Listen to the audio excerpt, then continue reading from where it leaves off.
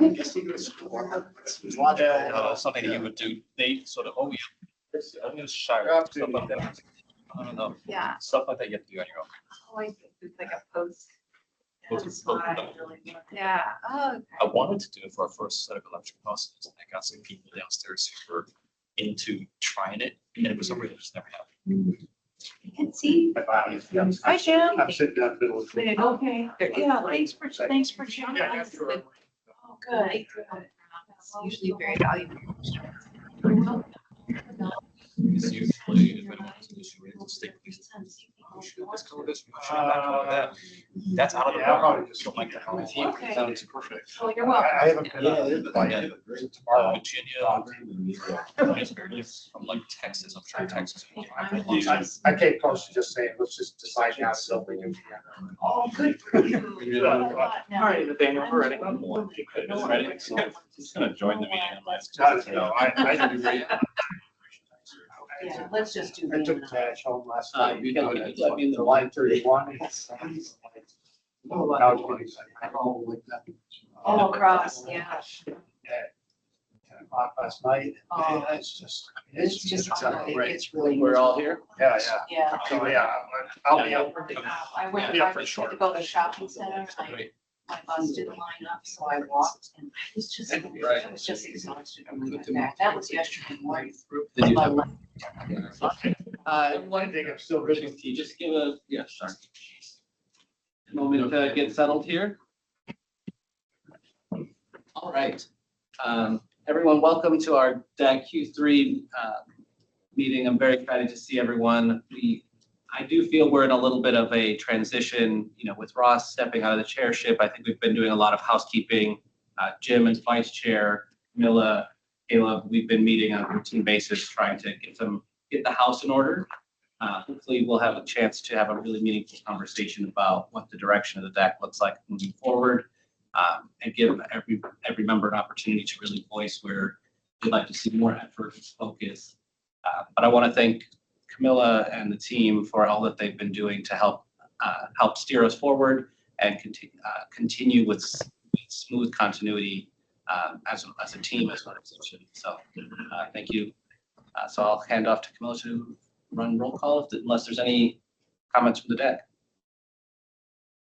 Okay, well, welcome everyone. Thank you so much for being here for our quarter 3 meeting.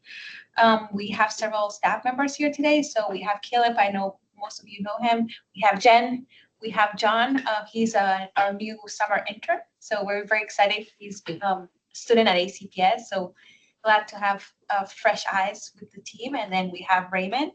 I'll do the roll call and then I'll give some time for Raymond to talk to the group. Okay, so Nathaniel Cartagena. Here. Eric Adams. Present. Matthew McManus. Present. Jason Koenig.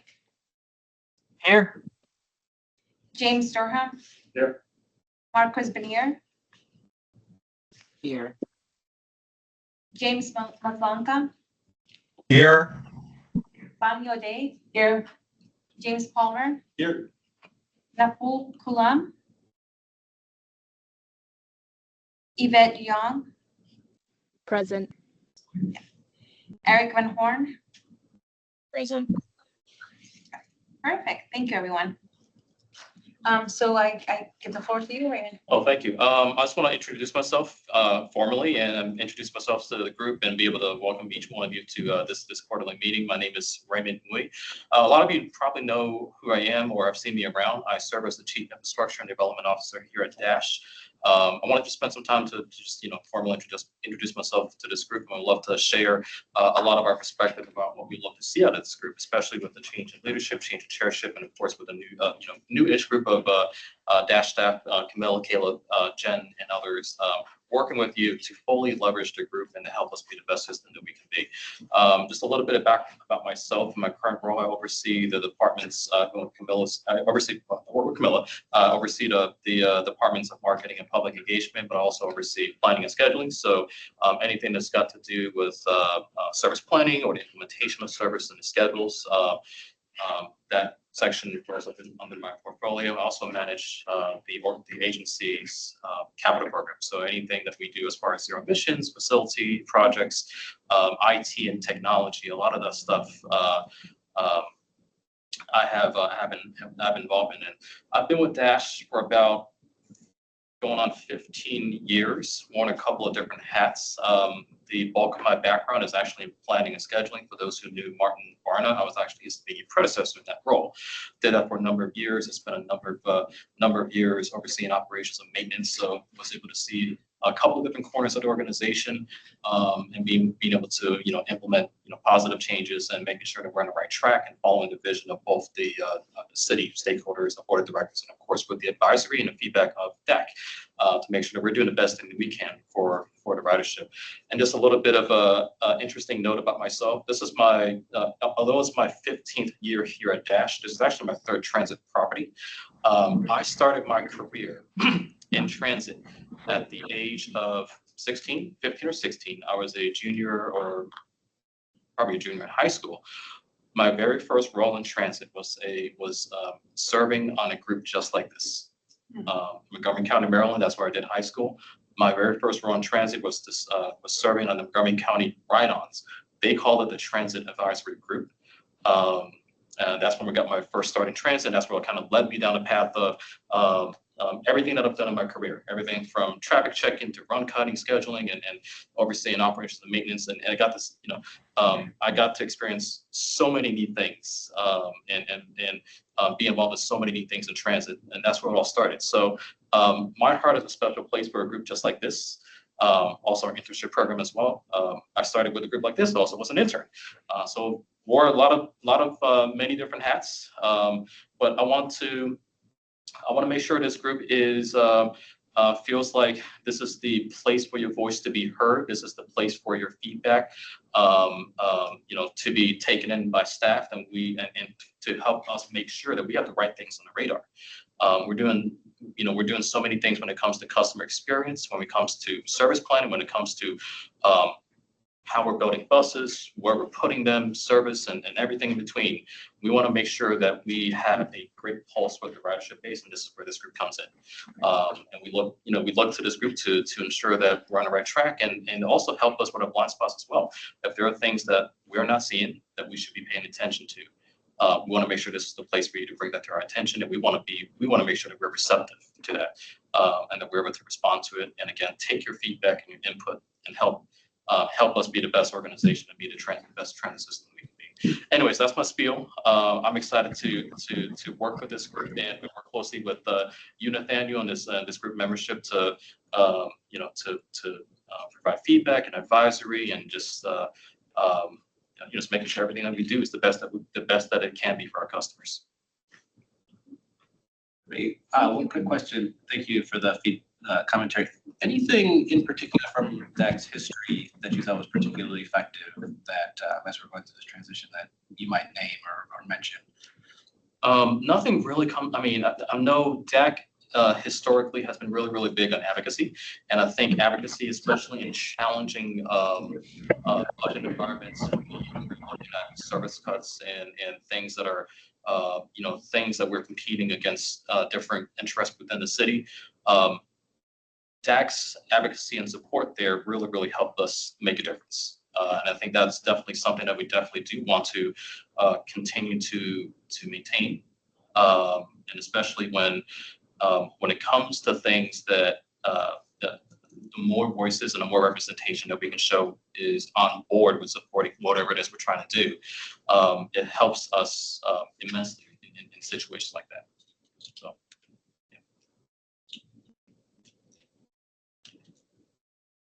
Thank you. So thank you. Yeah.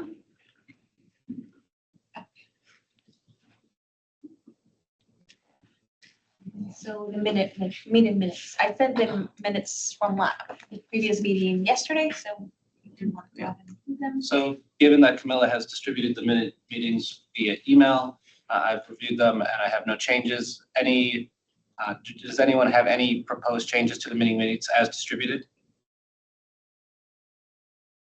Do we have a motion I'd like to move to approve the meeting minutes. Anybody want a second? Second. By ayes, anybody want to approve? Aye. All right. So approved. Can I just say, I really liked the style of the minutes. Thank you. They were concise and easily read, much better than the he said, she said kind of minutes. So thank you for setting them up that way. Thank you. Thank you. So the next item will be the DAC self-assessment. So Nathaniel, if you want to start with that. So I believe we have a small change in schedule to accommodate Jen's schedule. Is that still true? No. We coordinated, yeah. Okay.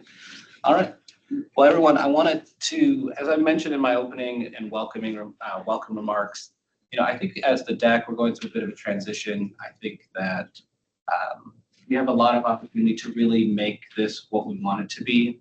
Josh has repeated those words to us, and I think we have a great opportunity now to reflect on what we've been successful at. I think Ray really emphasized the advocacy piece that we've been really good at. I think throughout my time here, that I've been a proud member to support, but also some of the rider experience and a number of other elements. So my goal was kind of twofold here. One, to sort of take a moment and try to better understand what the members of the DAC were interested in, what really brought them to this team and what they feel like they can contribute. And two, maybe somewhat self-servingly, I do want to get some of the responsibilities of the DAC spread out to the broader team. I'm interested in trying to have more people have leadership roles on the team. Not that you have to, that I suspect it'll take a significant amount of time, but to help just be a force multiplier for what we're capable of. I feel sometimes guilty that I'm the bottleneck on some of the things that we can do, and I don't want it to feel that way. I want us all to be able to contribute and make a meaningful impact here. So that's kind of the background. Jim, I know we spent a lot of time talking. Would you like to add any comments just in terms of what we were thinking about when putting out the assessment? Can you go back one before we jump in?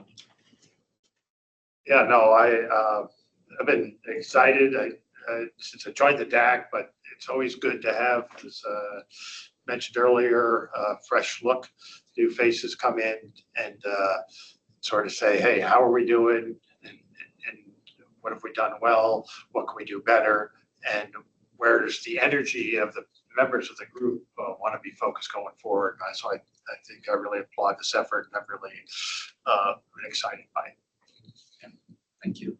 So jumping forward, one of my first activities on taking the chairship was to interview members of the DAC.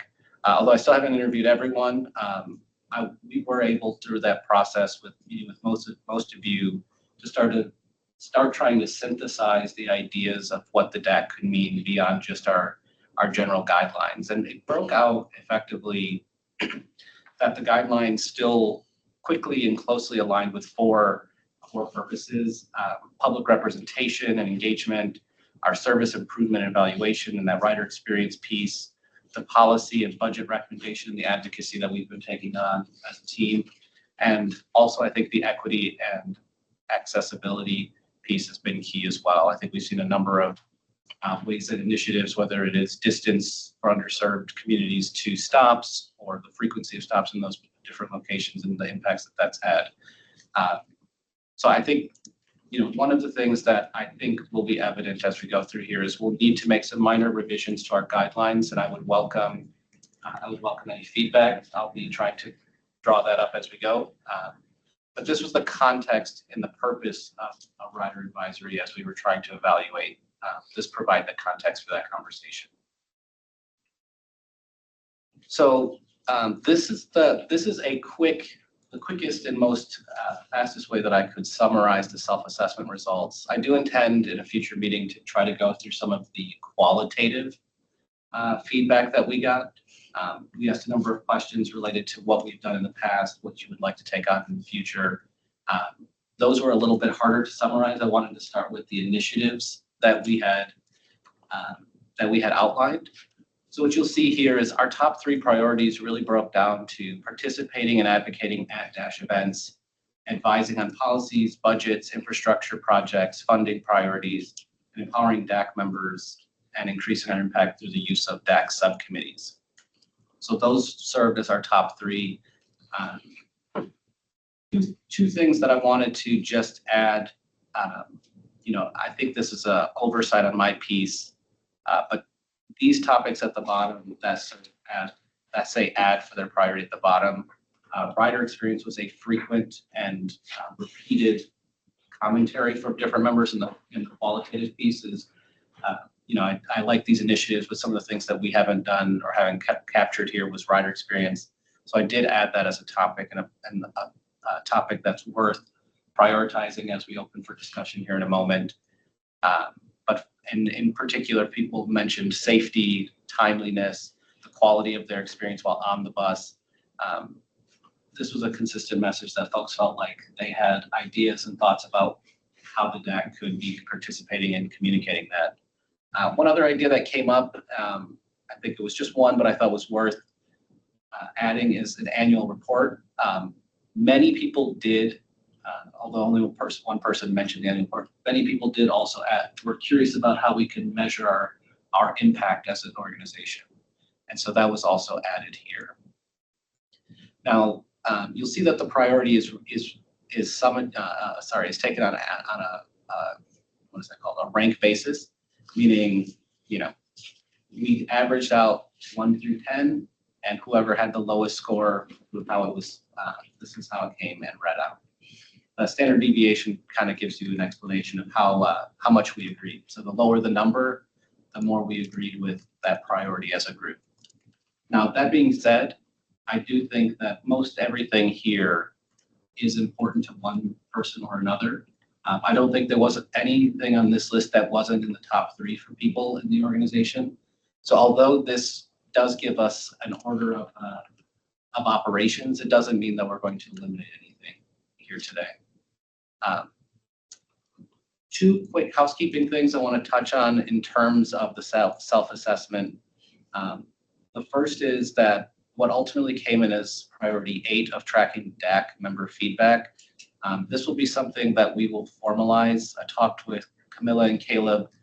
We're meeting every 4 weeks in between meetings. Our intention is to formally capture all feedback that we get here, track and check in during those interim meetings, so that we can provide meaningful impact assessments on how our feedback is performing, or rather how the DASH is performing against the feedback they're receiving. So we'll be making that just as an element of maturity in how we're running our meetings. The other piece, and Ray had given some support, is in part what priority 4 says, which is increased membership. I think the DASH has promised some support in helping us manage our terms and our members, as well as supporting how we can fine-tune membership as we evolve. This will still need to be a key insight and investment of time and effort from across our team. And I think there is still particular interest in understanding who we might be able to know to be a student liaison here.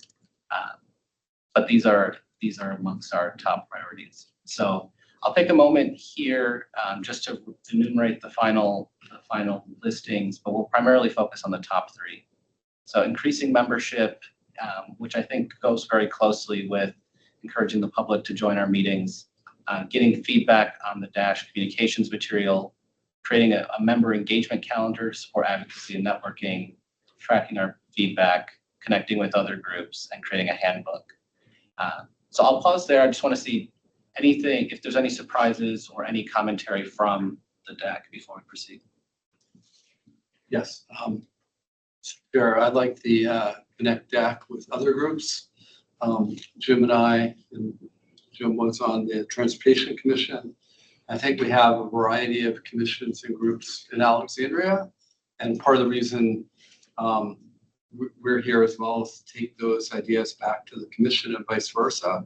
But really, if you look at where the city investments are in transportation, it's 90% is DASH.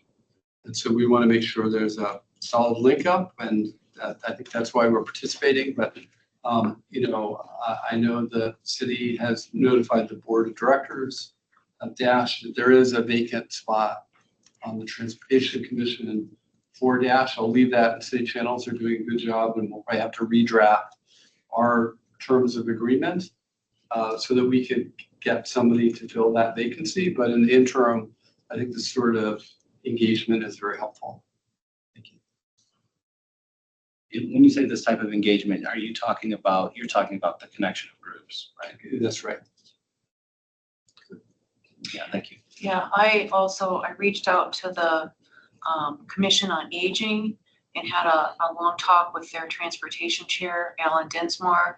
And I asked him to, look at his people and see if there was anybody who might be interested in being on the DAC. But if not, I have that connection with him.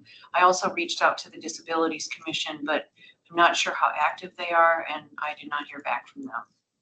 So there's probably lots of other commissions too we could reach out to, other than the ones that are specifically transportation. Transportation kind of touches pretty much every aspect of life here in Alexandria. Yeah, thank you. Any other feedback from anyone not in the room?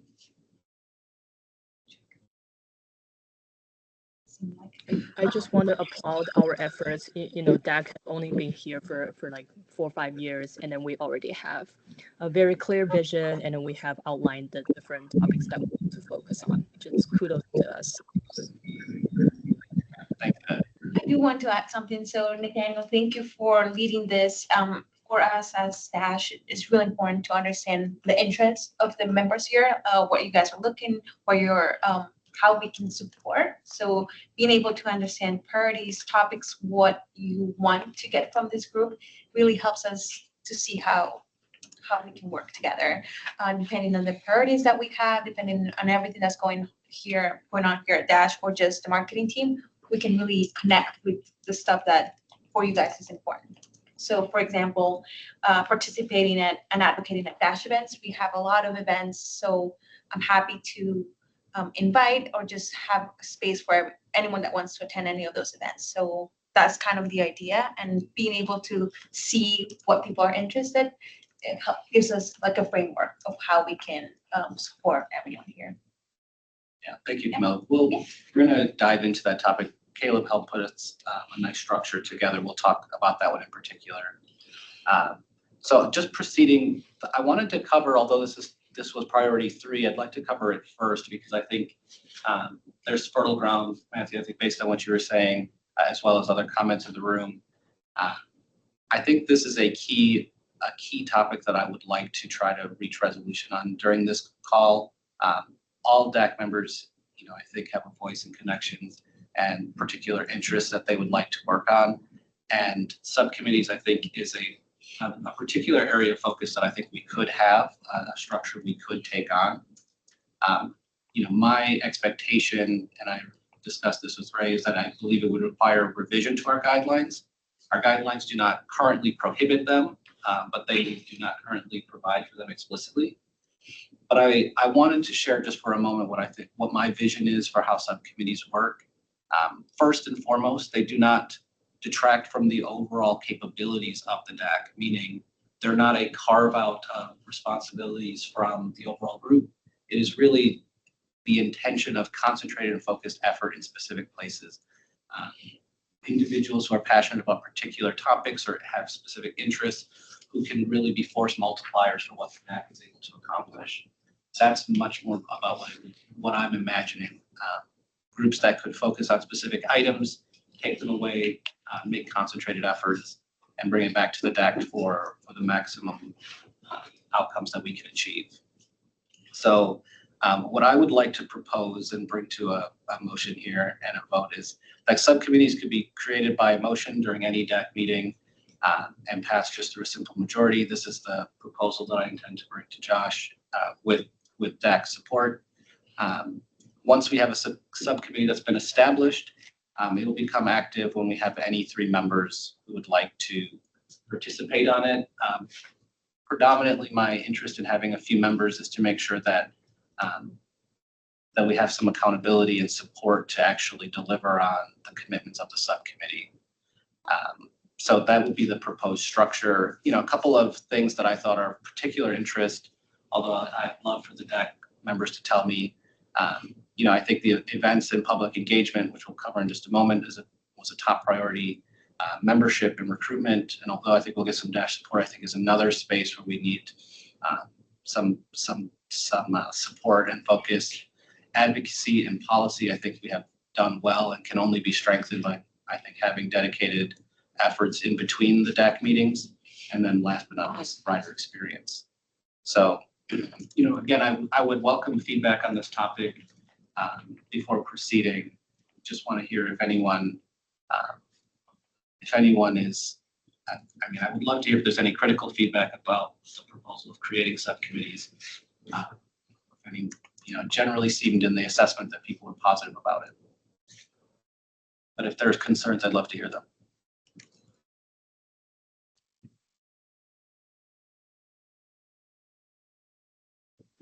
I'm just curious, will the chair and vice chair join one of the subcommittees as well?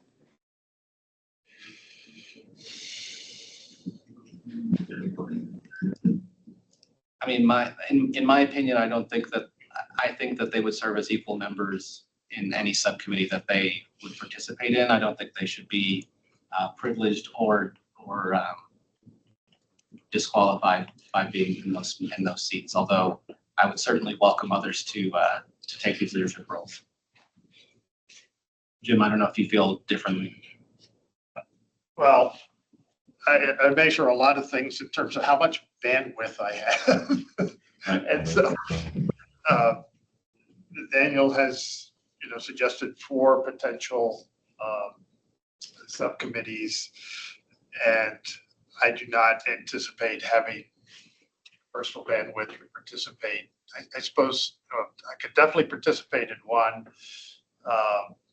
2 would be a stretch, or that would not be possible. So you're also asking in the near term, you're asking a policy question, but in terms of near-term implementation, Nathaniel and I would have to agree to be on 2 subcommittees. So it really depends on how many subcommittees. I wouldn't make it a hard and fast rule. If this group said, hey, we want 6 subcommittees, and he and I are expected to be on 3 out of 6, I think that's still a bit of a stretch. So I think to Daniel's point, but part of this is, you know, we have 10 or 11 members, I think, is have other people have the opportunity to bring things, to do a little bit deeper dive, do this focus they talked about, and bring things back to the entire DAC. So I would not lean towards making it a requirement to have a chair or vice chair be on these committees. And I know from working with Nathaniel, he and I are both pretty available. So if there's a subcommittee that stands up and has questions of what we think is chair and vice chair, we're certainly available. But I couldn't sign up for a lot more subcommittee. I just throw that out there. Yeah, it's a good question. It's a great question. Yeah. I agree. I mean, I think that any members should hold equal footing in these. If someone wants, I do think that as these mature, we may need to formalize sort of the seat of the subcommittee, meaning a leader of a subcommittee. But I think as we're still in this stand-up process of establishing it, I don't want to get overly formal before we have anything to regulate. Then One option is to make the chair or the chair and vice chair ex officio. That means you can attend anytime you want, but you wouldn't be, you know, required to. It's a good suggestion. Nathaniel, it sounds like per how you frame this this concept, any particular subcommittee could be active or inactive at any given time, depending, I guess, dependent on the bandwidth of the DAC members willing, able to participate, and whatever requirements you guys decide on, who needs to sit on it, how many people need to be on it, in order for a subcommittee to be active. If so, you can potentially build yourself the framework to give yourself flexibility if the DAC as a whole can handle it, then X, Y, and Z subcommittee can become active, and if not, then it can be inactive until when you're able to. Yeah, I mean, I think that's the intention, is to be flexible and aligned with people's interests and passion towards projects. Any other feedback about the framework of how subcommittees might work? Any other commentary? I think those four groupings, I mean, I think they nest well with the 10 priorities. I think that makes sense as a logical starting point. I think there might be some bleed over between like rider experience and kind of all the rest, but I know a lot of people are interested in that, so it's probably a great, and that might even create some crosstalk between subcommittees, which is exactly what I think we want for larger DAC anyways. So, I mean, I think that those four are, yeah, I started today. Yeah. So, I mean, I think that's a good leeway. I would like to propose a motion to create subcommittees. It'll be contingent upon support from Josh to amend the guidelines. But I'd like to make that motion if I have a second, unless there's other feedback. Well, just to the point of which subcommittees, if you had a chance to look at the read, I realize I got it out day to day, so you may not have. But it's fine, where I think we're gonna come back and talk a little bit more about which subcommittees we might, and how, depending on this motion and the vote of what we do, but another part of this discussion is going to be moving forward and which ones, et cetera. So I'll propose a motion, if I could, to that the DAC recommends establishing subcommittees with the guidelines that they be created by a motion and simple majority vote of DAC members, and that they become active when there are at least 3 members that want to participate and move that subcommittee's work forward. That's the motion I propose. Is there a second? I'll second, of course. All in favor, say aye. Aye. Aye. Aye. Anybody opposed, say nay. Any abstentions? Okay, motion carries to have that go forward. Thank you, Jim. So we will come back, as Jim already alluded to the specific subcommittees, and if we want to make votes on those here. But just before we do, I'd like to continue with some of the self-assessment piece. The highest ranking priority or initiative came back as participating and advocating at DASH events. And I think Camilla opened the door, but I wanted to formally ask, what is desired beyond invites? I think we have generally received the short-term invites of activities that are going to happen, I would say, within the next 30 to 45 days after a DAC meeting. That usually does leave us about a 45-day gap before the next DAC meeting, where there's a little bit of a gap. So we could think about that. Then we often get some updates via email, though. And I wanted to also raise that this may be an avenue towards helping us identify new DAC membership. I do think this is a good opportunity and to be possible, but I'm interested. This was a significantly high rating from many members. I'm interested to hear what your desired, what you think we could be doing beyond the invites.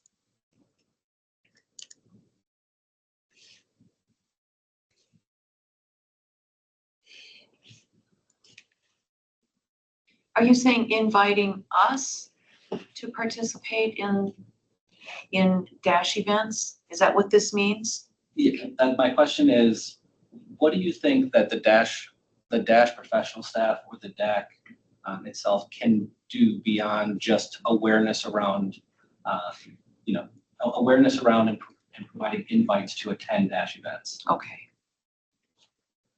Do we get invites to attend events? I mean, Yeah, so at the meetings, I usually say whenever we have upcoming events, we talk about those events. The public events that we also have that are managed by DASH, we send invites. We do participate in a lot of events that are city events that we just have a table. I think Dash events, maybe like 2 or 3 throughout the years. So those are just organized by us. So But did, like question, like, did each of us get an invitation? Hey, we're having an event. Come Yeah. to that?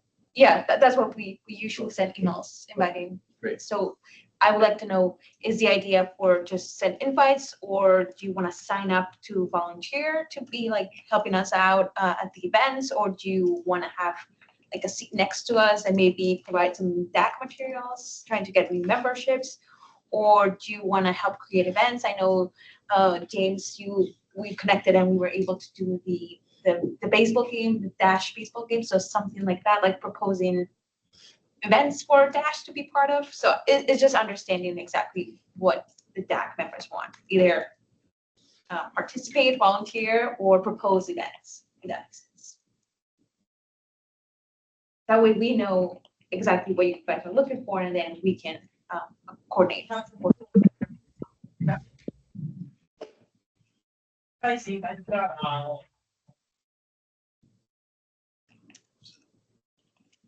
Sorry, there was someone out online. Could you repeat that comment?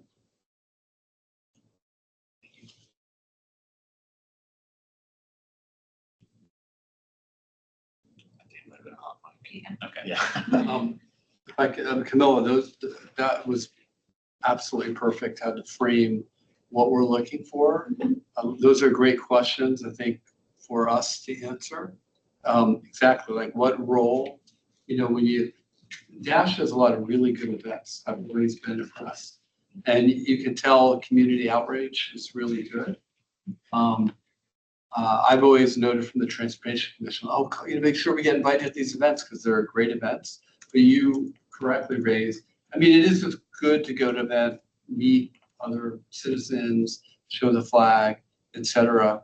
But, again, she's hopefully thrown it open to the floor, like role, and we perhaps need not solve that problem tonight, but it's a great opportunity to have, so we want to make remarks or materials, or just note that because people may feel more comfortable talking to a fellow citizen about service, compliment, or other. So that's really helpful. Because if you want to be part of the events, we're happy to create content like a brochure or a flyer that just related to the DAC, and that we can give out, and you guys are able to have it and you're able to join us. So we can do that. I can continue sending the invites, but then separately send like a sign up sheet if anyone has time and wants to participate at some of the events that we have. And then as you guys connect with other groups, or if you have any ideas of an upcoming event or something that you think Dash would be great at, let us know, and we can try to accommodate whatever we can. Or even walking behind the bus at the St. Patrick's Day parade, which I think Martin was the only one who did it, but I almost, didn't quite have enough liquid courage. So things like that, anyone can participate in. Yes. On events like that. And we have done, how many did I say we've done so far? We had done, Here? I believe it was in the, between 20 and 30 something, but by the end of this year, we'll probably be hitting closer to 50. Yeah, so upcoming events, the ridership celebration, the rodeo, those are Dash events, but then we close ones are the ones that are happening next month. A commuter fair, and then also kind of a commuter fair with Virginia Tech. So we'll share that information. I think like any of the events that you do for the city, like the baseball game where you used to have the table, and then like at Aronico Park the other week, there was like a cooling station. So they just pulled up like, I think it was like an articulated bus, and they just had it there, and they had the AC blasting for the festival going on. I think the second bullet is kind of a leading question.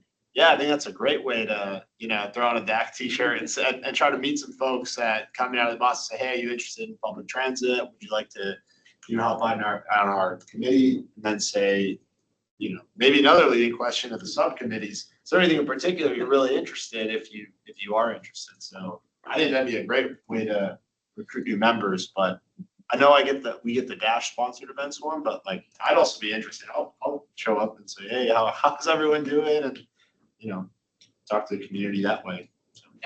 Yeah, I mean, I think I do think Matt and Jimmy both raised good points, which is I do think people are interested in volunteering and just generally attending, even without, other commitment. I'm curious if any member, Matthew, you raised proposing events, maybe Camilla, you said the same, helping up with the ideas. I'm not sure if folks from the deck feel like they want to be at that level or not. But I certainly think volunteering and attending would be, well within, I think, people's interest. So can I summarize what I think I've heard so far? Of course. Which is, independent of whether or not there's a subcommittee for this area, which is possible. Going forward, we expect as DAC members to get invitations not only to DASH sponsored events, but also city sponsored events in which DAS is participating. Is that right? Yeah. And that in addition to the invitation, there'll be an opportunity to sign up. Yeah. And I'm a little fuzzy, and so there's two levels of participation for sign up. One is, share the table and talk about that the advisory committee, and the other might be, again, depending on staff's acceptance of this, participation in planning. I think it was an event that helped and worked with you, or maybe it was Wendy on the 40th anniversary celebration. That was a big event planned well in advance. And so there was an opportunity for the DAC to participate in the planning. So maybe that's, the exception, but so a sign up to attend, a sign up to see if we want to participate, as say sharing the table, and maybe one or big events, maybe participate in planning. Is that fair as sort of the range of things? And then beyond that, I'd leave it up to a subgroup of us, if there's a subgroup that's interested in exploring this some more. I mean, I think that's primarily DASH responsibility, DASH professional staff, if you're willing to take that on. I think that's a good summary of what I think the DAC is asking for. Yeah, like I said, I think we've increased our events so much that having more people is always better. And we want to continue having more events. So we're not aware of all the events. So if anyone's able to share that with us, we're happy to participate. And then also for you guys to join us. And then especially around like major public engagement and outreach programs or campaigns similar to like the Alexandria Transit Strategic Plan, and really getting planning for ideas, or this kind of gets into where we're talking about connecting us with other groups, or if you have other connections in that way, helping us meet those connections where they're at, then kind of proposing like, these are some of the changes that might be happening to DASH, and we'd love your input and stuff like that. Yeah, like the planning aspect, like for example, for the ridership celebration, we're looking for vendors, we're looking for ideas. So if anyone knows anyone or is able to put us in contact or support us with like that event planning, that would be great. Just in the interest of time, I think we'll move to the next topic. Sorry, we're still on this slide though, sorry. The next self-assessment topic that I just wanted to raise is, policy, budget, infrastructure projects, funding priorities. I think this has been in my time at the DAC, which admittedly is, I think, just 18 months. But during my time, this has been a key focus. The overall group also ranked this high. This came in at number 2 overall. My feeling is that we do this pretty well, and there is a normal schedule sort of cadence to this, but we can formalize it, we can strengthen it, and I think with the right folks engaged in really paying attention to the broader community through other groups, through direct connectivity to city council and other members of the city, there's more that we can do. So, I've sort of ruined the third bullet, which is how well do we do this? I actually think we're above average on doing this for a group of our type. But I do think there's room for improvement. So I'd be interested in hearing commentary from the rest of the DAC. Maybe you disagree that we're not, maybe you disagree with my assessment that I think we're a little above average for this type of group. But yeah, I'd love to hear what we might change or what we might do differently.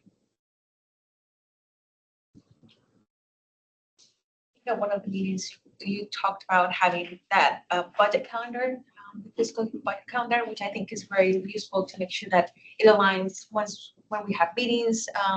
That way, if there's a need to present something or present a letter, then it aligns exactly with the city's planning of the budget.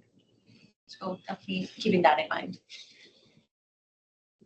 And maybe just building on that, because we don't have a Dash incumbent board member, maybe we could invite the DAC to make a verbal presentation to the Transportation Commission around the time budget issues are coming up. Because the advantage of that is city council also attends that. Generally, 2 city council people attend those meetings. I'd like to offer as a thought for this group. I want to get your feedback and your opinion. Is there any appetite for the group to be more, I guess, more involved in the service planning and budget process earlier in the process before a budget gets drafted and starts to get molded and sculpted? And I say that because right around this time of the year, fall going into winter, the planning group and the budget group here, finance group here at Dash, think about what do we want to ask for next year? What do we want to improve on? What are the next things in our ATSP that we do want to implement and make as priorities for us to ask for and pursue and chase after for funding in the following year? Would that be a more effective time for DAC to be able to weigh in and say, we agree or we don't agree, this actually makes sense or doesn't make sense, or we see something else different that might, that might warrant attention.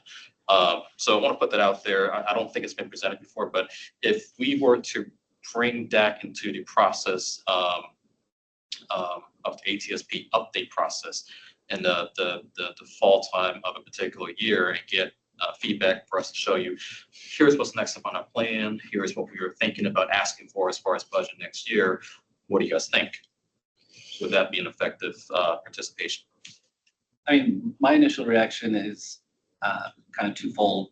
Absolutely, yes. And I think and it would be especially effective if we had a subcommittee dedicated to this topic. I think this is an excellent topic. This is probably, either maybe it's 1A in terms of priority for subcommittee.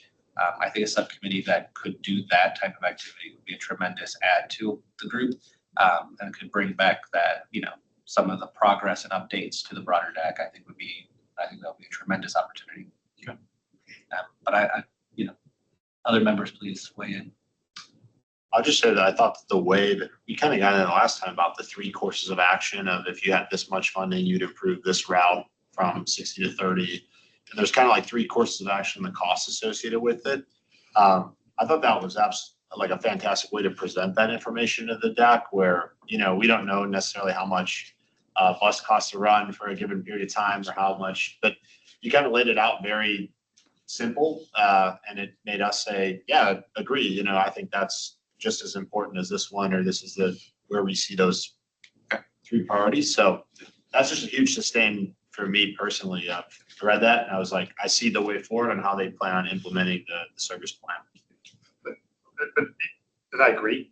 And I agree with Nathaniel that to Ray's point, I would say yes, because what has been done in the past is Dash, huddles internally and said, well, here's our 3 priorities. Do you agree? If so, endorse them. And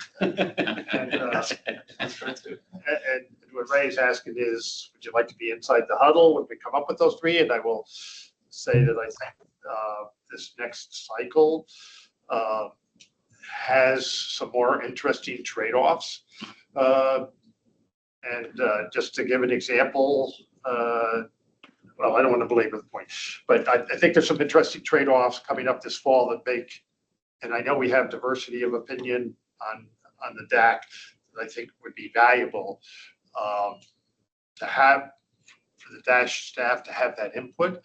And then, when you take it to the board, you'll say, well, here's what the DAC, DAC didn't agree with this because they said it would have done it this way for these reasons. I mean, I think, if you end up not taking our suggestions, I think we can add value to that process earlier. Yeah, that's great.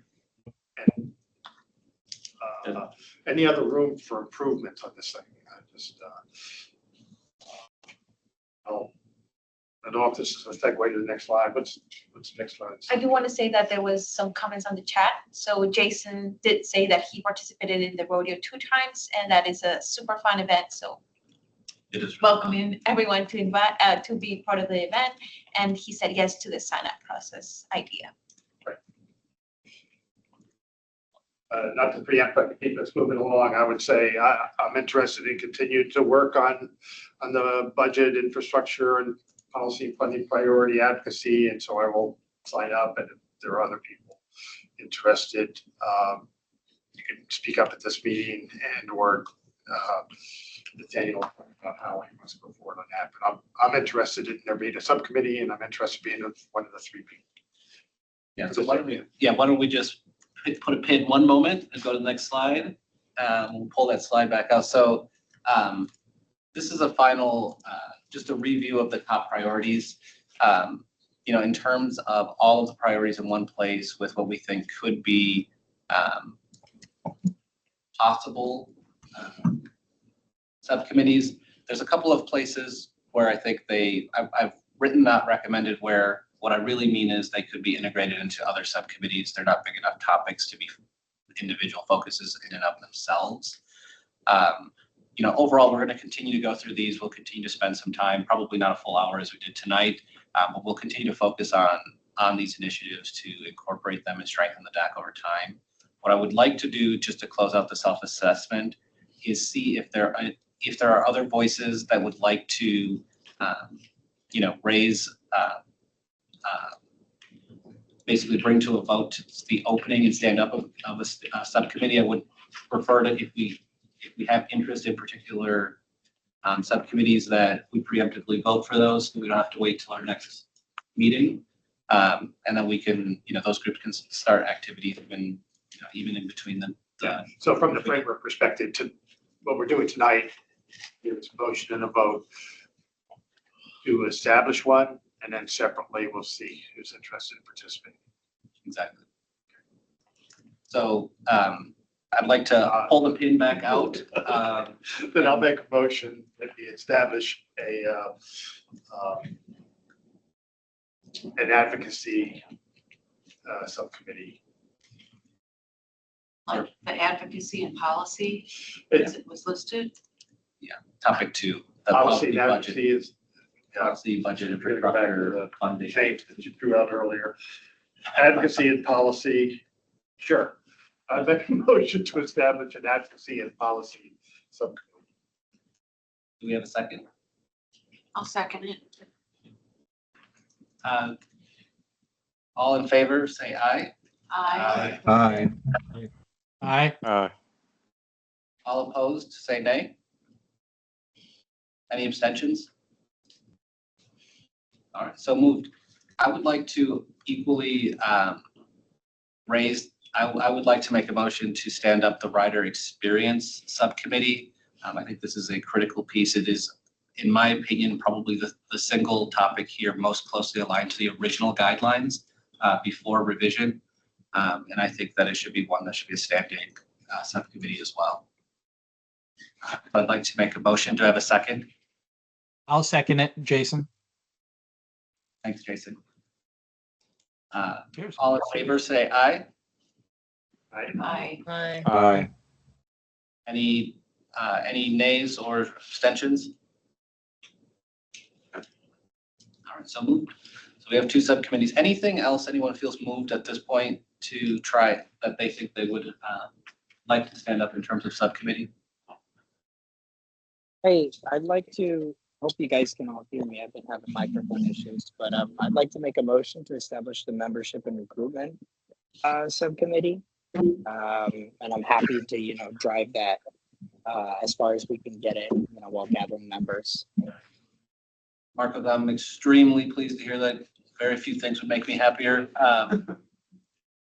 Yeah, I will second that enthusiastically. All in favor or aye? I, Aye. Any opposed or abstentions? Marcos, thank you very much. So moved. I think just given the interest of time, I was going to try to spend a few more minutes on trying to figure out membership for subcommittees that were approved, but I think just in the interest of time, we should proceed. Once we have my intention will be, once we have approved policy guideline updates, we can open them up. People can sign up just via email. Would you mind if I made a motion for the events and public engagement? Oh, no, We sorry. could be set up? No, that's great. Yeah. So I'd like to make a motion to stand up a subcommittee for events and public engagement. As we kind of talking about, number one priority here at the DAC in the survey, participating, advocating at Dash events. So I think that could really extend our outreach and sign us up more to go with our professional counterparts, do a lot more of these events and engage with the public. I'll second the motion. All in favor, say aye. Aye. Aye. Any nays or abstentions? So moved. I think our subcommittees have caught up. I think we've officially got 4. Thank you everyone for the time. Took probably twice as long as I intended, but I really appreciate this opportunity to really reflect on, where we've been and where we're headed at the DAC. I think this will be a really strong opportunity for us to make good on, all of the reasons that we joined the DAC in the first place. So thank you so much for your attention and your participation and the self-assessment. Well, just thank you and Jim for kind of thinking this all out. And, it's so much easier to respond to something that somebody puts on the table than it is to try to come up with something. So you guys put a lot of work into it. So thank you. Yeah, much appreciated. Yeah, I mean, really, I had to Camilla and Caleb as well. They were really supportive in the workshopping of the ideas. So they deserve significant credit. Alrighty, sorry, Dash staff, that we went so long, but thank you for the time. No worries. So we have a few updates from the planning team. So Tristan's here. You want to start? Good evening, everybody. Tristan Cunningham here. I am the Interim Director of Planning and Scheduling here at Dash, making a feeble attempt to fill the very, very large shoes left behind by Martin Barna, who many of you know.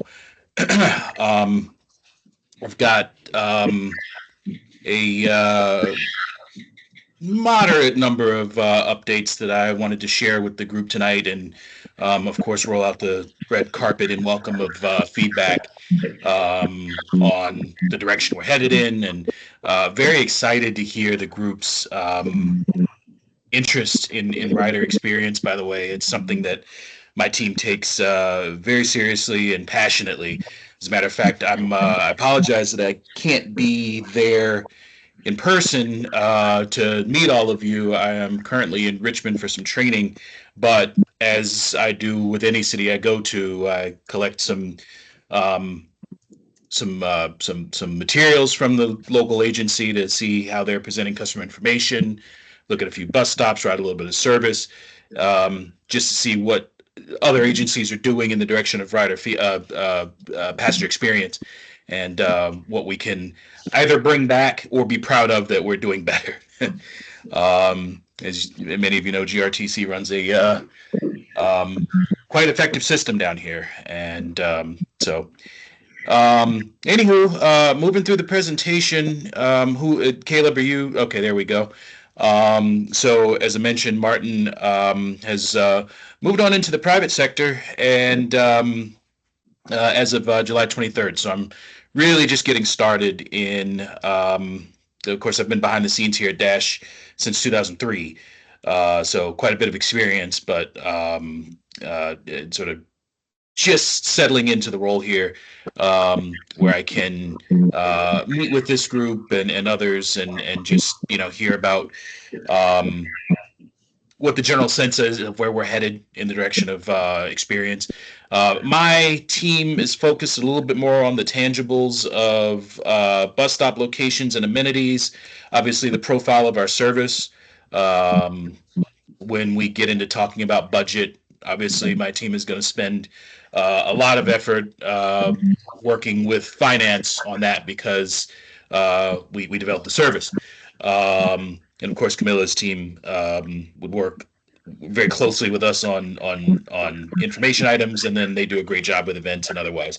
So sometimes, feedback about experiential items, she and I will have to sort of figure out exactly where it lands, but work very closely together on such items.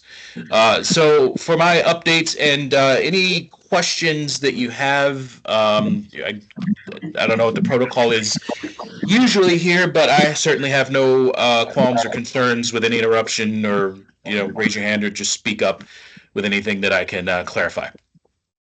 With that, I wanted to share some late information about our upcoming schedule and service change effective August 24th.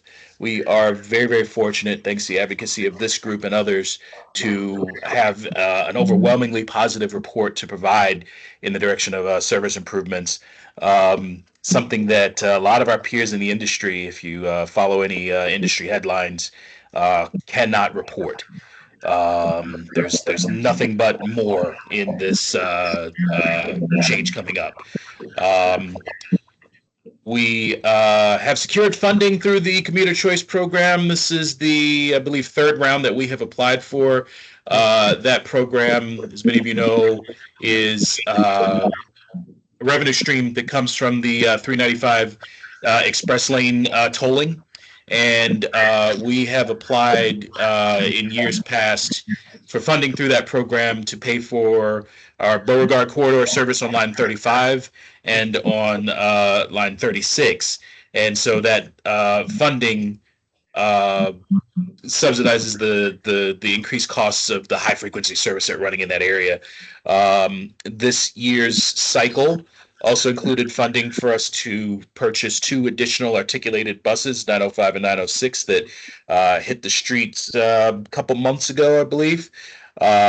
Raymond put, as always, his heart and soul into the build process for designing these vehicles, and they represent truly the latest and greatest that Dash wishes to offer. They've got our new infotainment screens. They've got what we call theater seats, which are seats that fold up when you stand, so that there's a larger space available for wheelchairs, strollers, standees, etc., but that they're still available for passengers to flip down individually if they want or need to take a seat. Those are specifically, because they're funded through the Commuter Choice Program, they are specifically earmarked for service on line 35.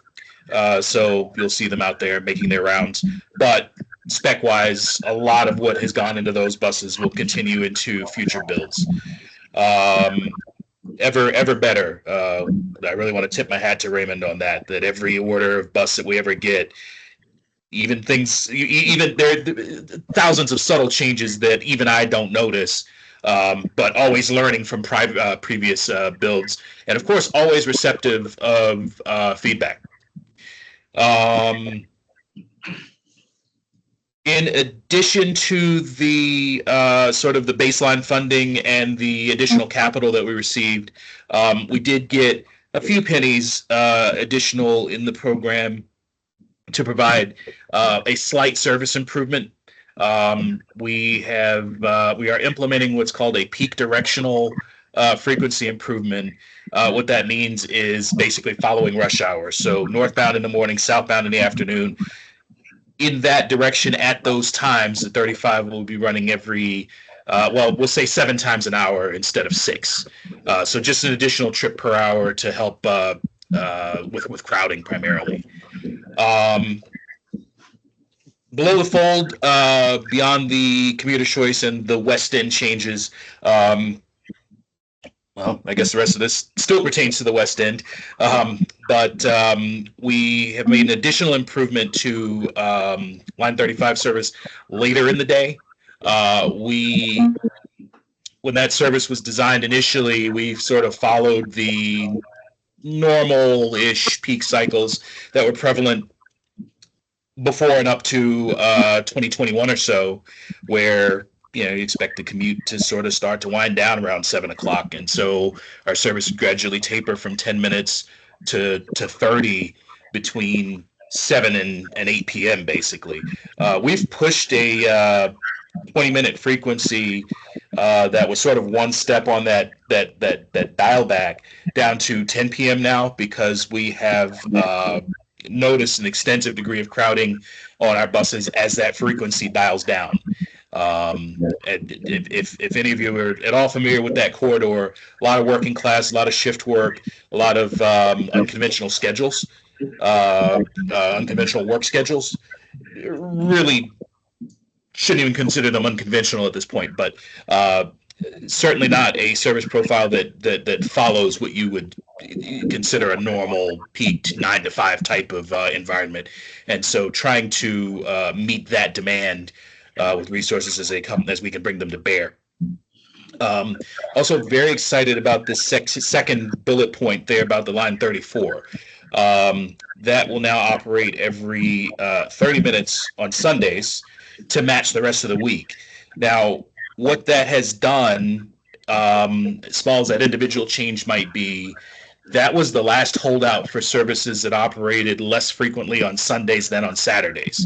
And so effective with this ride guide coming out on August 24th, there's now weekday service and weekend service, and there's one schedule that is in effect on any holiday now. So there's no more table of trying to figure out, okay, is Independence Day a Sunday and is Columbus or Indigenous Peoples Day a Saturday schedule or a Sunday schedule? None of that. It's either a weekday or it's not. Very, very excited about in the direction of rider experience, just making the service that much more approachable and legible. Lastly, we received a late infusion of cash through the add-delete process late in the budget cycle that has funded a partial improvement to the frequency of service on line 32. You can see the diagram there where the area in green will operate every 30 minutes in off-peak periods, as opposed to today where it runs every 60 in the off-peak and 30 during the peak. That is the opening salvo of our overall plans for the Eisenhower corridor. You can see quite a bit of real estate still there in red, still operating every 60 minutes off-peak. I should clarify this change with the funding that was made available only applies to weekdays for now. But we, as funding becomes available, plan to go full throttle in trying to bring the entirety of line 32 service up to the standard that was envisioned as part of the Alexandria Transit Vision Plan, which eventually has that service running every 15 minutes all day, much akin to line 36, for example.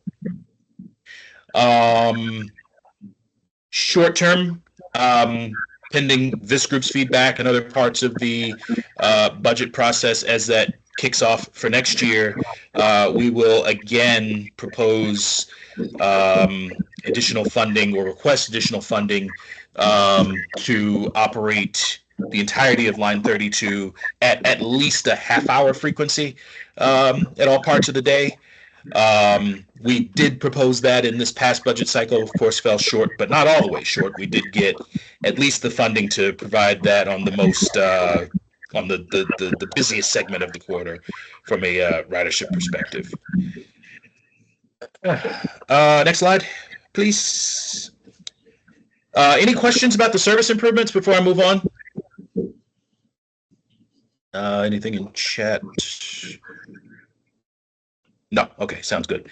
Couple other small touch point items, as I may have mentioned. Passenger facilities also falls under my purview. We have a rock star of a coordinator who's really working very hard to identify funding sources and other creative strategies to improve our physical presence at bus stops. One project that was very recently completed is minor, but also very meaningful to me, that we have moved all of our bus stops in Old Town off of lampposts and onto their own signposts. Sounds like a nothing burger, but there's two very important reasons for that. Number one, WMATA and other agencies, when in their outreach to passengers with vision disabilities, will try to sort of in the travel training process, try to orient customers to identifying a bus stop by feeling out for a U-channel post. Before this change, all of our bus stops were mounted to lampposts. Imagine having to walk down King Street with very limited vision, just sort of feeling every lamppost, wondering if you were in the right place for a bus to show up. And so one pillar of this was just to get that down to a level of consistency, just in even a very subtle way to help customers with wayfinding. The other piece of this is that it gives us our own real estate to bring more customer information to our bus stops. It's really a side project for now, but we've got a lot of initiatives in the pipeline for really improving what customers experience when they walk up to one of our stops. And there just isn't going to be any room on a lamppost that's got a bunch of signs for points of interest and shops and wayfinding maps and all these other things. None of them moved. The stops are still in the same, within 15 feet left or right of where they previously were, but just in their own area. Another item that we're very slowly working on right now is lighting. We are piloting a unit from a new vendor over on Yoakum Parkway. Solar powered unit. It is the, I want to say, 7th solar powered bus stop light that we've installed. It's much cheaper than the ones that we have previously purchased by about 2/3. So we are really hoping that it performs well, because that'll really help us hit the throttle on improving lighting and safety at our bus stops. Excuse me. Lastly, we have 2 efforts in the Old Town area, 2 separate but related efforts that we call it a rebalancing project, where what we're trying to do is sort of iron out some of the kinks with our stop spacing that makes bus stops easier to find and hopefully speed service up, because you're not stopping every block sometimes, and then every couple blocks, and then every block. It gets really inconsistent and messy that way.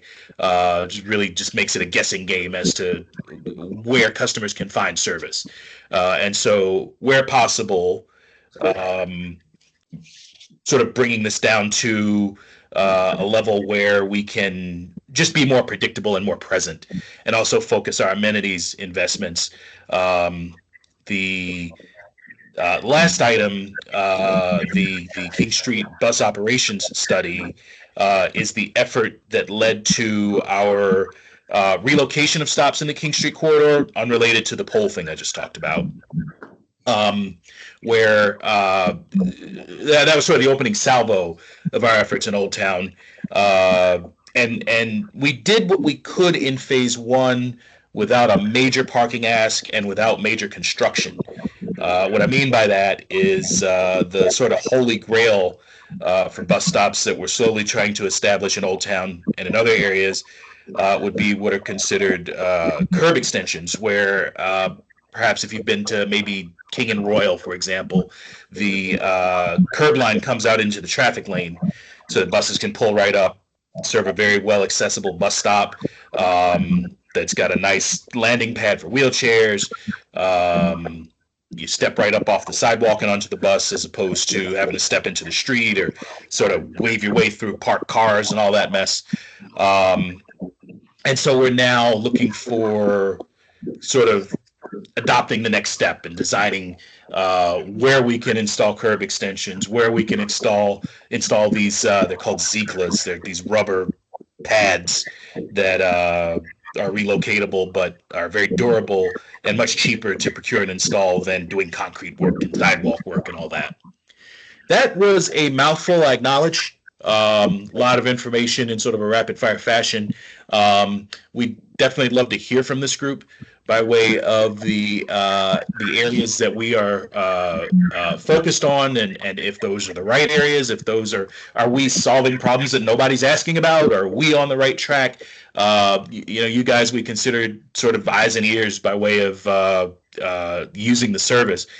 We all try to use the service as much as we can, but I for one don't live in Alexandria, regrettably. Used to, and so those of you that are out there more often, we definitely want to hear from you on where we're headed. I don't know how we're doing on time, and if Camilla wants to sort of open up for any feedback in that direction, or if we want to take it offline or what have you, I'll let you judge that. But definitely want to hear from you guys on everything that I've talked about and more. Thank you, Tristan. We don't have that much time, but if anyone has any quick comments, we can do that right now. And if not, we can definitely connect separately. I do. Yes. Just say, I did notice the change in the bus stop markings in Old Town and did appreciate it. They were much easier to identify. Thank you. Thank you. Glad to hear that.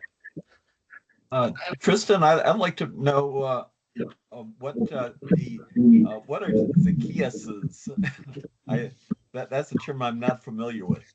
I'm sorry, the audio faded out a bit.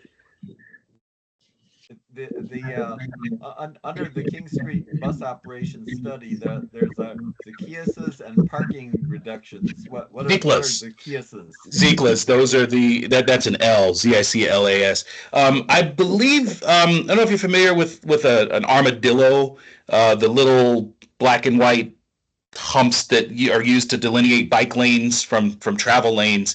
I think that's a product from the same company. They make these rubber products, and in this context, they make a platform. Basically, it's a modular platform solution. DC has a few of these that help cities and agencies bring or install loading platforms on the road surface without having to do complicated engineering work and tearing up asphalt and concrete and all these things. They last quite a long time. I mean, tires don't break down very well, unfortunately, and this is sort of an alternative use of them, where we can install platforms again at a much lower cost. The whole idea is trying to keep or provide a solid level surface where passengers can walk right out from the sidewalk and straight up onto the bus with a step that's from curb height instead of out into the street. As you know quite well, moving 5 or 6 parking spaces in Old Town so the buses can get to the curb, I don't want to say it's not going to happen, but it's certainly a huge ask. These are much more space efficient. Yeah, so Tristan, we're talking about bulb outs essentially. Yeah. Bulb outs. Yeah, rubber bulb outs. Thanks. I'd like to point out for this group, there was a lot of information. Tristan, thank you for sharing that. I want to point out 2 things. I realize it's summer. The sun is still not down. It will not be down until 8:30. It won't be dark until 9. One thing I've noticed as I go out and about in the system, there's times when I go out at night, is that a lot of our technology, and I'm going to point out our I don't know what they're called, the Kindle signs that display what time the next bus comes. They are not usable when it's dark out. They're not illuminated, and that's one of my biggest pet peeves about that technology. It's great during the daytime. You cannot use them at night. I have to pull up my phone and spray light on it just to get close to see what it says. So I am curious if the group, if anyone here has any experience riding the bus at night. The solar bus stop lighting pilot, is there something that's effective? If you live out in the area, are you able to go take a look at it? And let us know if that's something that we should be spending a lot of resources on. We're spending our capital money on. Should we be improving on usability of our technology at night, or just pure lighting of bus stops at night? And that's what this project's all about. So this is something that we could use your feedback on. Are we barking up the right tree, or are we not? Other thing I will point out is the 2 new buses that we just onboarded. It mentioned on the slide theater seating. I want to translate that for you guys. We have a new stroller area on those buses. That it's common in a lot of European cities where you're introducing it to our fleet for the first time on these two buses. So if you're lucky enough to catch them, take a look at it. If you happen to know someone who's a young mother or father who goes out and about in a stroller, give it a shot, or we can bring one here to this meeting and let you guys take a look at it. Give us feedback. Is it something we should still continue? Did we do it right or not? Let us know. That's something that we can definitely use your feedback on. As well as the infotainment screens, That's the it, new yeah. ones. I don't know if anyone has seen them, but yeah, okay. Big thumbs So up. if you haven't, sure, we can try to coordinate having a bus at one of our meetings if not everyone has seen them, and we can kind of show them and get your feedback too. This is a super, and I don't know if Tristan's the right person to ask or bring this up to in this consideration. You mentioned at nighttime, seeing when a bus is coming and physically going. I know a lot of people that ride the bus, around me at least, they will scan the QR code and then takes them right to it's a web page. It's not an application on cellular devices. I've noticed there's a lot of latency if you try to check on Apple Maps. And I'm wondering if Apple Maps, that's really probably out of the extent of this, but how they procure the data from either that website or if there's a potential to decrease that latency between what Apple says when a bus is coming versus what the website says. But Tristan's probably the best person to attempt to answer that. So Tristan. It's certainly something we have to look at. There have been some changes in our technology stack that, quote unquote, that all the systems that make that stuff work.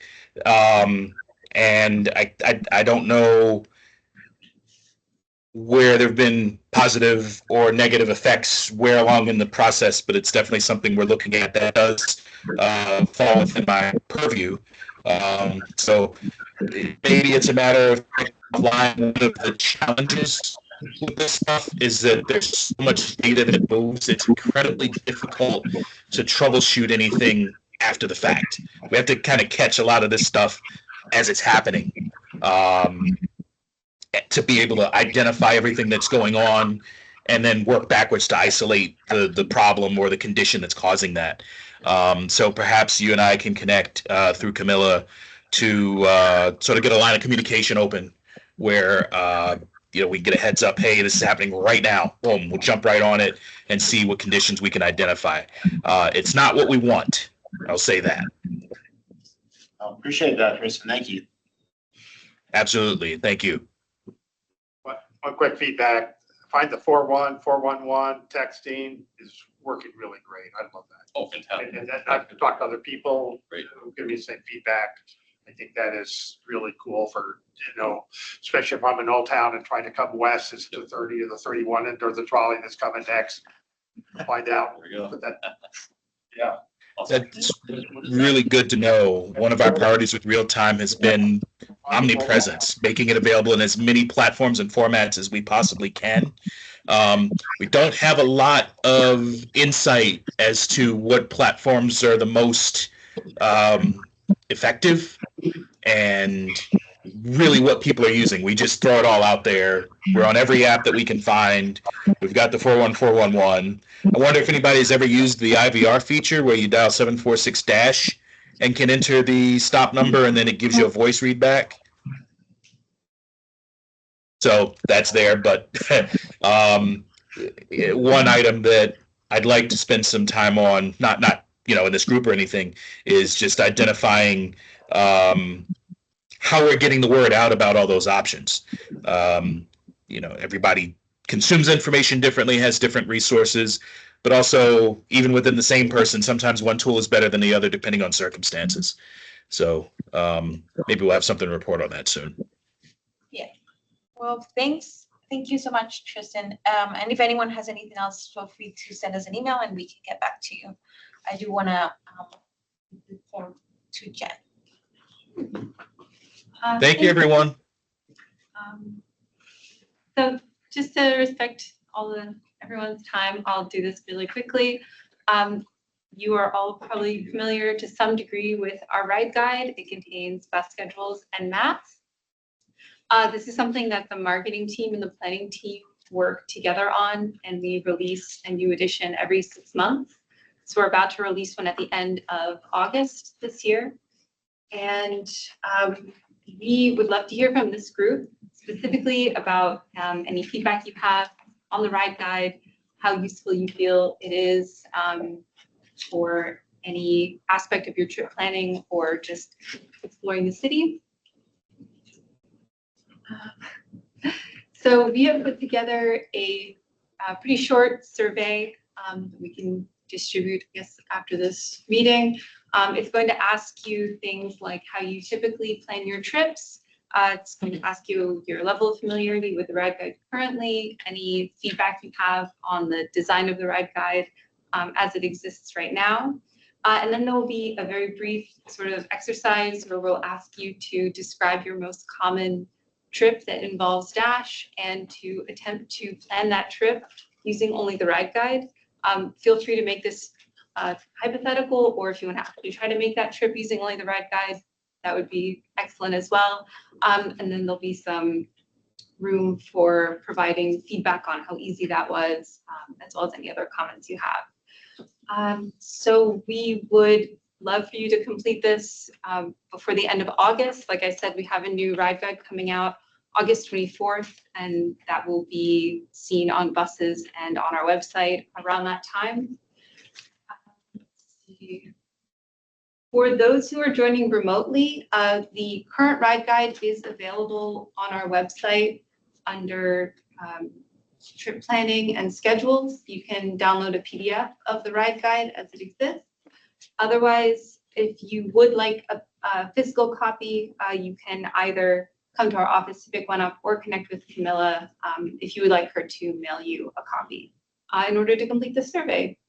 And that's it. We're really excited to hear feedback from all of you on this ride guide. Like I said, we come out with 2 a year, which is a really exciting opportunity to iterate on the design and make improvements. So any feedback you have, any comments you have, we would really love to hear. Thank you.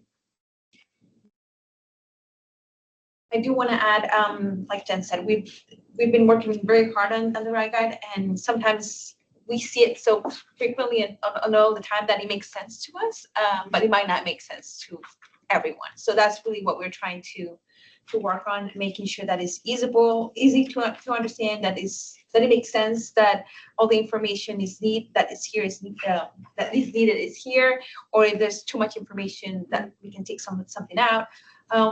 That's kind of the whole idea of the ride guide, making it for the people that are using it. I'll also share, we recently had hosted a tour. It was a handful of city staff, but one of the city staff shared with us that she had a young daughter, about 8 or 9 years old, who went out and attempted to use the bus on her own for the first time. And shared a story of, she was told to take bus number 30 or something like that. And then eventually got on the wrong bus, went somewhere she wasn't supposed to go. But we found out from that she didn't know where on the bus she was looking for the number 30. So she was looking for the number 30 as the bus unit number, vehicle number, as opposed to the route number. But that highlights and illustrates to us the knowledge that we know as secondhand nature to us may not be something that everyone has, and we we may not realize that other people. We encourage new and young users may not know that knowledge, and they're figuring it out for the first time. So we want to take that perspective for the ride guide. My response to her is, your daughter should join TAC. That'd be some great feedback. But yeah, take that into account as you comb through the ride guide, and give us your perspective and feedback. I've been working with this for the last 15 years. It just becomes a blur to me. But I know some folks are either they use it every day, or have never seen it before, or somewhere in between. So. Do you have a sense of the usage of these? There's lots of other ways that people get information now, and I'm wondering if you have a sense of, how many you distribute, how many are used, We don't have exact numbers, but I can tell you that this format of the ride guide, the way it exists and the way it's designed today, dates back to the day where we did not have real-time information. We did not have Google Transit. We did not have planner tools. And ever since that technology came on board, that didn't come on until 2014, 2015. The circulation volume of these reduced quite a bit, but was never able to go away because we still maintained it because, just due to populations who still need it for a very, whatever specific purpose that online technology or trip planning tools just doesn't fulfill. So we can share that the usage and the circulation is definitely diminished and lowered, but never fully went away. Okay, thank you. So maybe we can see this exercise as one of the first rider experience exercises, just being able to look at the ride guide, provide feedback, or maybe depending on how it goes, we can do the same thing with the new ride guide, which is coming out August 24th, and then that feedback will be used for the next one, which is in February of next year.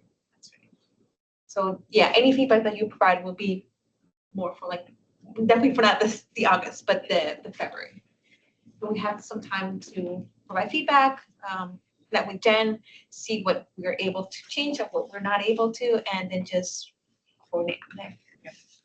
The form will also be open for between 30-ish days to see about what response rate we can get as far as everyone's availability. This is a volunteer committee, so we want to make sure that we're being mindful of y'all's time. So whenever you have a chance over the next 30 days to take the opportunity, we'll also be sharing a link and to access this materials and a follow-up email along with the candidate form that we'll talk about next. I have just one suggestion for many of us commuters. There's only 3 buses to the Pentagon, and it's not clear. You really have to hunt for it here because Pentagon isn't pictured. And I know there are 2 from Pentagon Metro Station, but if not to scale, you should somehow add an image of the Pentagon, and then you could see what buses go there. It's a good point. I'm looking at it right now. It's a very tiny icon that's in a blob of lines. You have to hunt for those 3 lines. So maybe even something similar like the Old Town individual map, that could be something Yeah, that's a great idea. specific for the Right, Pentagon. a little insert. Yeah. We can get to work on time. Question from the sidelines. Would that be something that would make sense for all stations? We used to have something like that. And of course, Pentagon's much larger than most. I think the rest is very visually clear to people. I think that's an idea to consider. Even if it's just for the Pentagon or for all stations, we can bring that back as a follow-up item and kind of rank ideas and be able to evaluate what's worth it to get in there, what can't fit, and just be able to get that feedback and make those decisions on what's important or what's most useful. Well, we look forward to all the feedback. Yes. I just had a quick question. I think you used to be able to call a number and get bus information. Does that still exist? So you can call customer service, but that's Monday through Friday from 7 a.m. to 7 p.m. Or you can use the text message service 41414. What is it? 4141. Right. I'm just thinking if you put that number and the hours for people who would be unable to read this, that could be really helpful. And that would be a pretty quick change. And then do you indicate your app, like the transit app? This other committee showed me how to use that. It's awesome. Yeah. Are you allowed to endorse an app, or do you have your own app? We have the dash tracker, but that's it's not an app. It's part of the website. Yeah. But if you could show the transit app, and I love that you're keeping pen and ink for us old people. This is fantastic. Because it's something you put in your pocket to have and to help you plot out where you're going. Just real estate of the back panel. My recommendation before my friends' comments were, if you're going to put the dash tracker, also put the instructions for the 41411. For real-time bus information at your stop. And again, the bus stop ID numbers for key stops are already in the guide as well. So I would certainly allocate some of that to the text thing.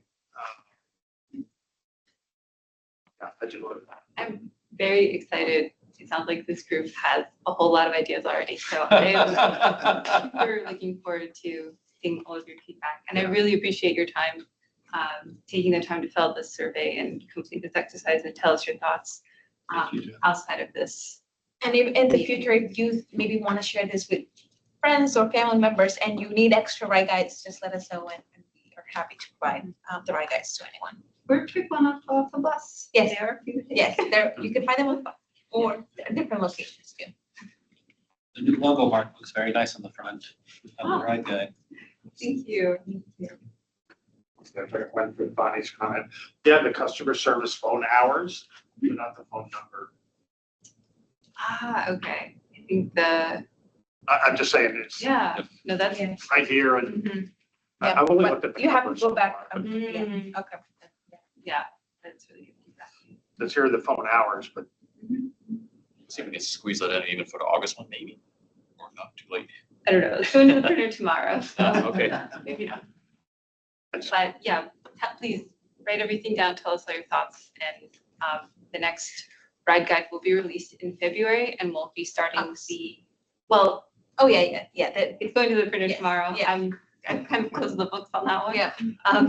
Pending a final review from planning, final planning, but So if we have these commissions, and this is one of the things I found with the Transportation Commission, we have a city, we have input. So maybe it could not go to the printer tomorrow, possibly, because if we're being asked for our input, we would like to give it, and we'd like that input to affect what the city is doing. Sure. This is a frustration I have on two commissions. I see. Yeah, so, fortunately, the timing of this meeting is very, not ideal with the timeline, so, one thing we didn't provide, we should have provided is background information. The reason why we have two of these that gets this gets updated twice a year is because, we are mandated due to our collective bargaining agreement to do schedule changes every, specifically in the month of August and specifically in the month of February. So those two mandated days actually drive our or dictate our opportunity to make revisions to this, make changes, improve service, get service in or get service out, or make any changes to the ride guide. And so that actually drives a very, very rigid timeline. I know. Jen, you're actually very up against the wire for us to get this ready for August. Good point, accepted. So for our planning then, for our citizens group, let's make sure that we have this on our agenda well in advance of February. Absolutely. Yep. Right, so we can do that. That's the idea. Okay. Yeah. Thank you. Yeah, definitely we'll have a lot of months to talk about February 1. and that process usually starts around end of November, early December. Perfect. So we try to give ourselves a long runway for that. See, we're making, there you go, we have all this. Thank you. And just for my portion of the presentation, I'll keep it very short and sweet, just in the interest of time. So we have two specific updates. I worked with Marcos and Nathaniel to consolidate some of the interest behind creating a DAC candidate form. I'll be sharing a link to that in the follow-up email as well, so you can all take a look, provide some feedback, and give us an idea of like where we're sitting as far as like recruitment opportunities to get a digital version online, so we can kind of modernize it and start creating some of these assets, flyers, physical things that y'all can share as like business cards or stuff like that that can live in the format of a QR code or other opportunities. I'll go through a few. I'll quickly share a quick overview of it as it kind of stands. Some of these items are required. Some of these are not, depending on what kind of information it is. This maps here is a breakdown of what came out of the ATSP this past year as far as like neighborhood breakdown. We also have compiled some of this information that we can share with y'all as far as like where DAC members fall on this specific map as far as representation falls. But just gives an idea of like where folks may be generally coming from to provide input on specific lines that run through their neighborhoods. Some of these other areas are focusing on, do you own a business or are you a resident of the city of Alexandria? We try to make that a requirement for anybody that is participating on the DAC. So that is a required option and it is conditional in the current format. So you can either own a business or you can be a resident, but if you select no to both of those, it automatically prompts you to submit the form as is and then provide no additional information. That is open for feedback if anyone feels that people should be able to continue and go through the process. Some of the other areas are how you use Dash if you currently use it, which lines if you do. It is also conditional. And then it gets into the interest and experience as far as like, are you members of other organizations or commissions, providing resume information and then providing my contact information to provide a physical resume if you're not copying and pasting the information in this. Users can just enter information saying provided an email or something like that. Also provides areas and open comments for providing additional comments or supporting documentation and such like that. But again, I will be sharing this with y'all just in the interest of time and a follow-up email so y'all can take an in-depth look through it and kind of test it out and get an idea before we push it live to the public. Outside of that, the final update that we have for the afternoon, unless we have some additional business or things that we would like to talk about, is we're currently in the process with the city and our internal IT department here at Dash to get a file storage area that you all have access to. So where we can house some of these forms so you can see those, as well as meeting minutes and other assets that we come up with. So you are provided with templates and stuff like that, and you'll have ease of access to create some of these things on your own or kind of just have some of these things readily accessible to you. So we're still in the process. We'd like this, we're getting a little bit closer working with the city to get this finalized and into the final stages where y'all can access it. But those are the quick little pieces that I had. If anyone has any questions or suggestions, I'm happy to take those either here in the moment or in a follow-up. Just wanted to voice my thanks to you and Marcos for the work that went into that. I know it's been quite a lot and it's, we'll be happy, I think, at the DAC to provide feedback. Thank you. Anyone online before we kind of close that and then move into additional business and conclusion or adjournment?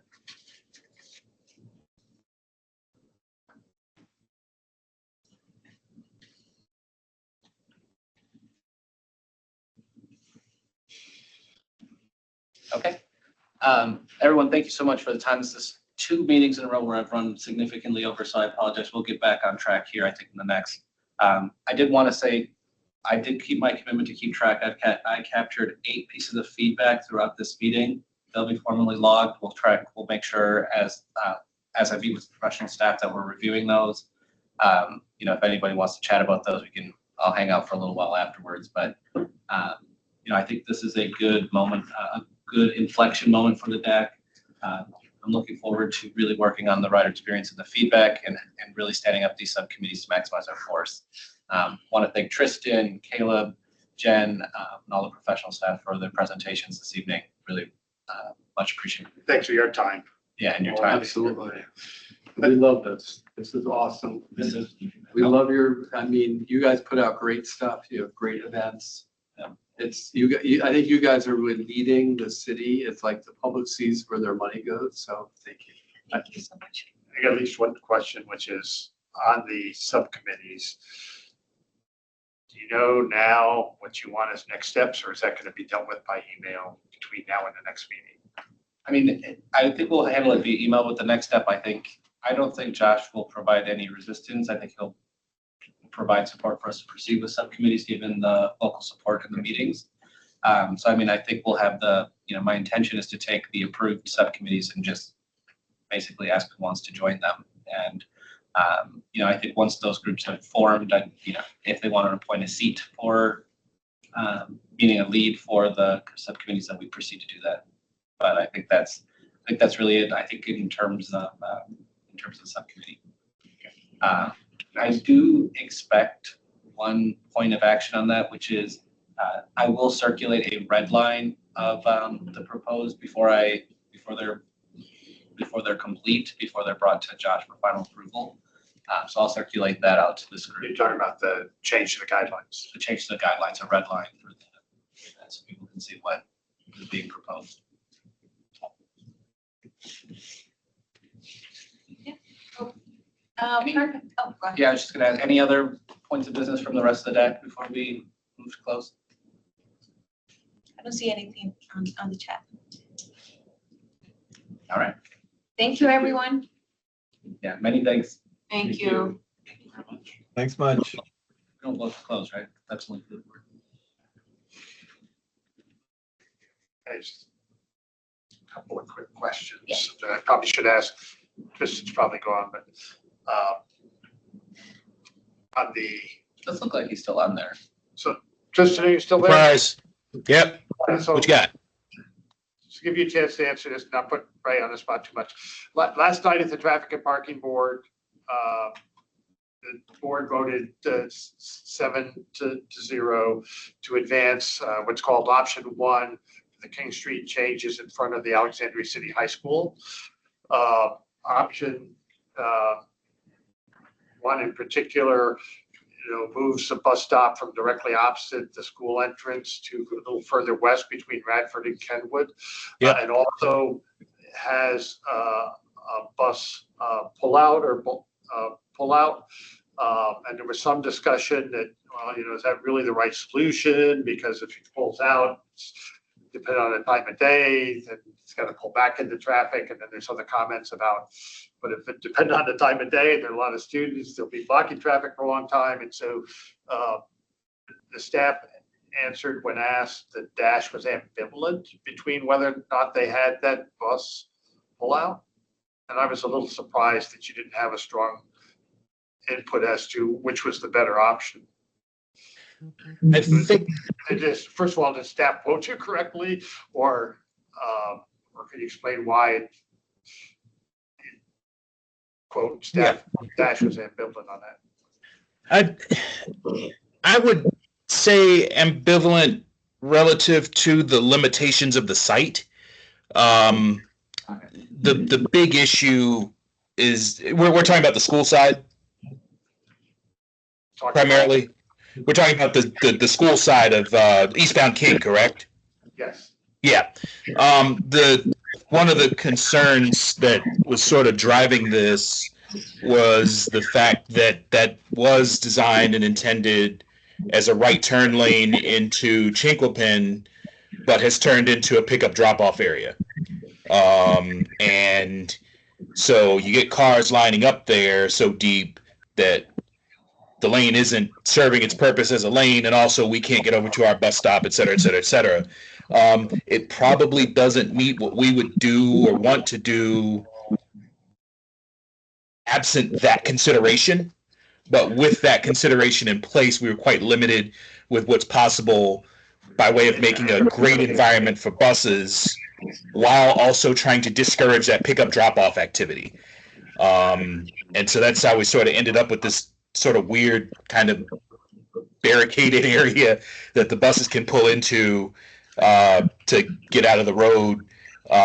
If we were to leave it a little more gently tapered so we can get in and out more easily, that would be red carpet welcome for motorists to continue using it as an even more fortified or more well-developed pick up and drop off curb space. So just limited by the fact that there isn't really a good alternative for pick up and drop off activity. This is parents picking up and I realize using that term, that's what we do, picking up and dropping off. but parents queuing really is what that is. Yeah. Well, thanks for sticking around for that question. My second question, it was really about coming home from that public hearing last night on the 31 bus, both going there and coming back.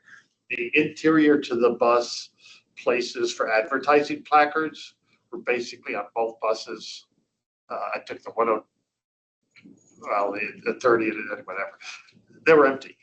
So we're not selling that space, or we're in between getting stuff to In sell. here, interior posters? No, I'm talking about in the overhead on each side, when you're sitting in the seat, there's space for, like poster Yeah. advertising. So the team has been doing an audit and a lot of the posters were really, really outdated. So if you see empty buses, is because we clean out a lot of the posters, and the paid advertisement is outside. It's mostly So outside. there's no paid advertising inside. There's a few, very few. So this is something that we've been putting a lot of pressure on both the past contractor, also our current contractors. We actually make the entire inventory of all the empty spaces you see. It's actually available inventory to the contractor to sell. However, for whatever reason, it's very low value inventory. So even though it's very low value inventory, a lot of the advertisement business is, for whatever reason, external. That's the prime space, and excuse me, that's the prime space. So there's a lot of appetite, a lot of demand for exterior advertisement, very, very little for interior. So what you end up seeing is that is exactly that. We do reserve some of those spaces for us to do PSAs and city posts and stuff like that, and that's probably a few things that you do see. I think there was a city PSA. Yeah. But So it was a whole bus that's empty except for one city PSA. we do it. We make it. It is available. We do that. We do try to push it, but for some reason, it's just not. Okay. Yep. Thanks. Appreciate you. Thank you, everyone. Thank you.